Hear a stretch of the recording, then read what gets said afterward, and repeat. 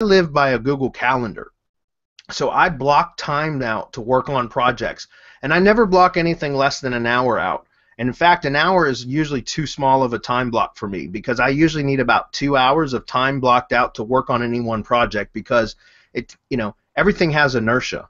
So it takes time to get into the groove of a project, and then once I do, I don't want to come out of that groove, because I'm usually being fairly efficient, fairly productive. And if I have to switch gears to go to another project, again, there's momentum there. So I have to slow down, get out of that groove, switch gears, and get myself into another groove again. And there's inertia, there's momentum. So that I try to block everything out in at least a minimum of 2 hour time blocks. And so Google Calendar, I live by it. If I don't have something on my Google Calendar, it doesn't get done, period. Okay? And so, I schedule my days out in advance too. Usually, most of the time, I just schedule my next day out. So, like in the evening, in the afternoon, or in the evening, I usually make a list of the top items that need to be completed the following day, and I list them by order of priority. And I usually never list more than 6 items. So it'll be items 1 through 6. The top one, number 1, being the most important that has to be done. And most days, I don't even get through my list of 6. I might only get 1 or 2 things done off that list. Usually it's going to be number 1 and number 2, because they were listed in order of priority. And then the following day, I will move that, like, let's say I get 2 items done. Item number 3 will get moved up to number 1, provided there's not something else that takes precedence and importance over it. Any of you guys that are following us in the Masterclass series know that we're doing an affiliate case study. And one of the products, or the affiliate website that I was building out for that case study, was about personal development products and success development, that kind of thing, because I have kind of a soft spot in my heart for those kind of products, because I've used a lot of them, the motivational and success developments, that kind of stuff. It's helped me to be the entrepreneur that I am. And one book by Brian Tracy called Eat That Frog talks about, if you take, and it's funny, Eat That Frog is the title was derived from something Mark Twain said many years ago. He said, if you woke up in the morning and the first thing you had to do was eat a big, live, ugly frog, you can rest assured the rest of your day, that nothing throughout the rest of your day would be as bad as that. So you already got the worst of your day over with if the first thing you did in the morning was to wake up and eat a nasty frog, a live, ugly frog, right? And so the idea there translates into, as being a business owner and entrepreneur, you should prioritize the items that are going to have the biggest impact, and usually going to be the ones that you dread doing the most, or they're going to be the most difficult, and make those the very first things that you tackle every day. Because then once that's done, once that's completed, the rest of your day comparatively is going to be easier. Okay, and it just gives you a feeling of accomplishment and helps you to accomplish more throughout the day. So highly recommend you check that out. If you want to see my full review on it, this is a shameless plug. Go to growth.training. Okay, growth.training is my affiliate blog that I was setting up for that case study, and I've got several products on there that I highly recommend that are very inexpensive. Like Eat That Frog is $9 for a Kindle book. Okay, but go check it out at growth.training. You'll see my full review. There's some real good training in there for just like how to be productive and how to be, manage your time and how to eliminate procrastination. All right, so I know that's really we spent a lot of time on that, but I think that's a very important question, Florian. That's something that we hear a lot of from students that are trying to build a business or already have an existing business but are trying to scale and they have difficulty scaling.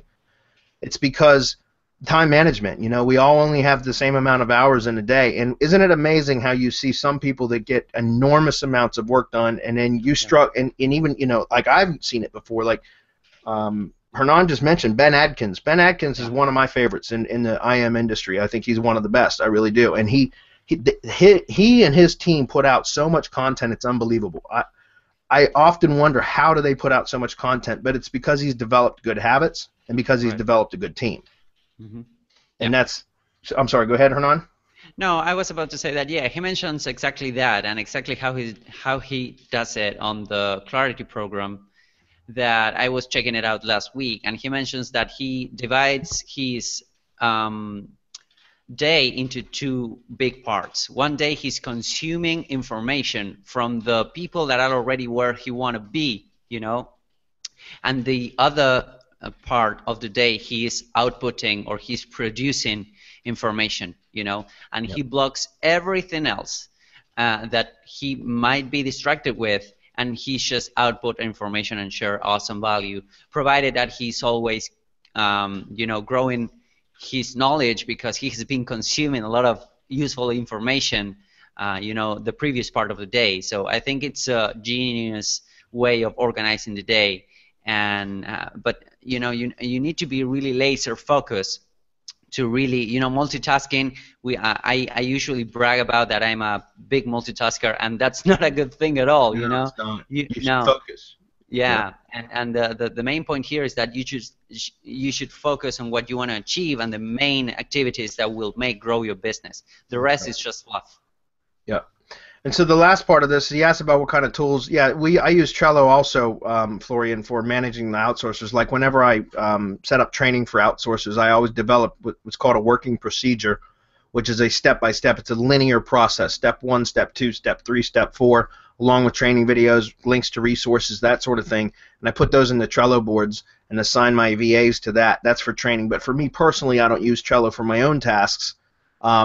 Because I live by the Google Calendar. Like I said, I just use Google Calendar. So I agree with you on that. How do you keep your business growing and start new projects when your agenda is already full? Well, what you do is you identify which projects that you are currently working on that aren't producing the kind of results that you want or that you expect you can get from the new project that you want to work on, and you eliminate those projects. You have to make, again, you've only got, look, again, one of the principles for Meet That Frog is we all have more to do than we have time to do them in. Every one of us do, guys. None of us are different.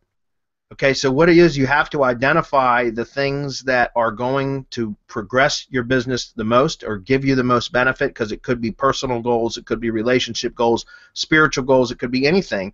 You have to identify which is going to progress you forward the most, and then eliminate the other ones. And you just have to let it go. You just have to know, because I'm the same way. I'll say, okay, you know what, I'm going to get to that later, and it's just something that weighs on me because I know in the back of my mind that it's something that I want to get to, but it's not important enough for me to get to. So instead, release that energy by just letting it go and saying, you know what, I'm never going to get to that. Forget about it. Let me work on this instead.